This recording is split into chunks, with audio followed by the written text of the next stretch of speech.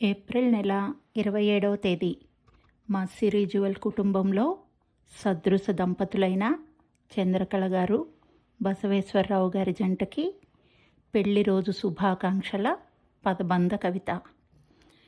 సుగంధాల చందనంలా చల్లదనమే కానీ చిరాకులకి చిరచిరలకి చోటే లేదనే చిత్కళ. దగదగల ద్రవిణం లాంటి మనసుతో ఆకట్టుకునే అందరి ఆత్మీయ బంధువే మన పింగళ. కల్మషము కపటము లేని స్వచ్ఛమైన పలకరింపుతో పరవశింపజేసే పరిమళ ఈ పుష్కళ.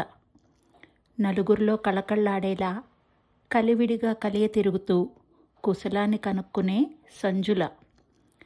బాధ్యతల బరువునంతా భాగస్వామే భరిస్తారంటూ భర్తని ప్రేమగా ప్రశంసించే మంగళ.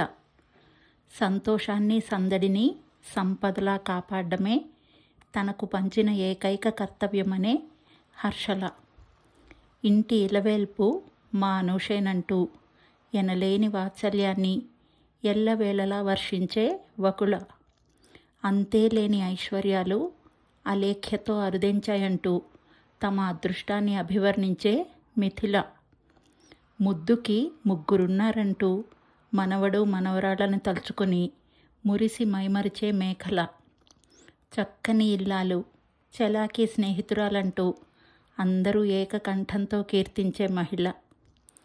సిరిజువల్ రాకింగ్ లేడీస్కి ప్రియాతి ప్రియమైన ప్రియ నెచ్చలి చంద్రకళ.